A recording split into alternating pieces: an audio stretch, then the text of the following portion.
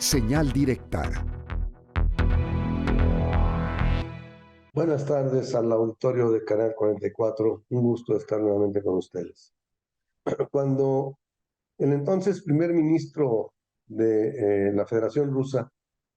Vladimir Putin, recibió de manera interina la presidencia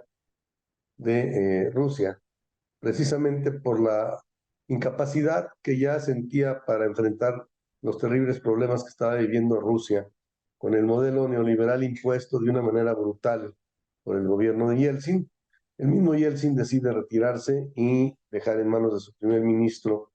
el país. Un primer ministro que atendió estas problemáticas de una manera bastante eficiente y que llevó de una Rusia postrada, desmantelada, con una situación económica y social terriblemente mala, y en el que el Estado prácticamente había sido desaparecido, había sido desmantelado por este modelo neoliberal extremo, este capitalismo brutal. Pues el presidente Putin empezó a tomar una serie de medidas como activar la economía a través de las políticas sociales, activar precisamente también las condiciones de vida que habían sido colocadas en una situación de un gran desastre para la gente, con salarios que no permitían ni siquiera comer al día, que habían dejado a la gente en la calle, ya que sus casas habían sido compradas a precios muy bajos, y después inmediatamente una política de aumento del costo brutalmente enorme de los bienes inmobiliarios, situaciones en las que la pérdida de todas las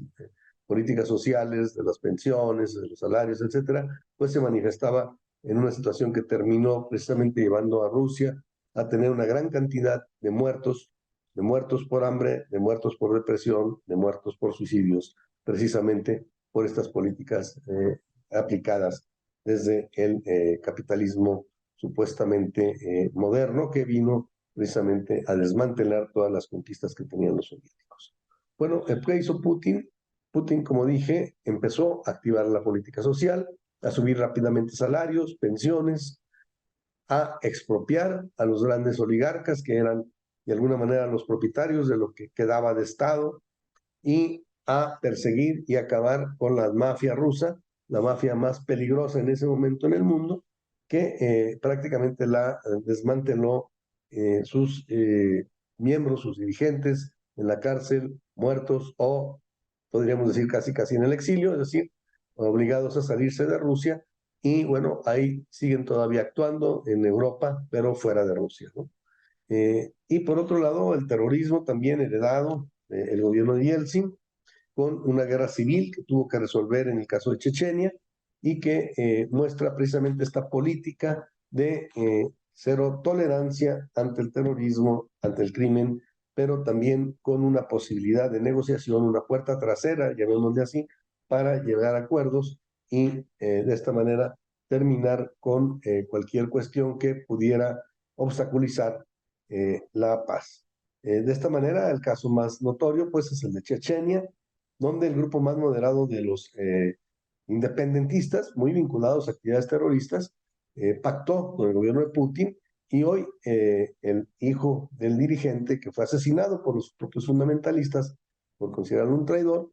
Kadyrov, pues hoy su hijo encabeza el gobierno precisamente de Chechenia. Es decir, hay políticas que se requieren para resolver grandes problemas que ya han sido ensayados y que no implica pues descubrir el libro negro. Basta con voltear a ver lo que era Rusia antes, lo que es la Rusia de hoy, con estos años en que ha estado Putin en el gobierno. Algunos otros buscan voltear a ver hacia Centroamérica, particularmente hacia lo que ha hecho Bukele. Pues cualquiera de estas opciones finalmente han mostrado eficiencia, en algún caso con una situación mucho más grave en derechos humanos, hablemos pues en el caso concreto de El Salvador, pero que finalmente más de alguno considera que es una solución. Yo digo, podemos voltear a ver hacia Rusia, y ahí tendremos una solución bastante efectiva para el asunto que hoy está viviendo en México. Buenas tardes.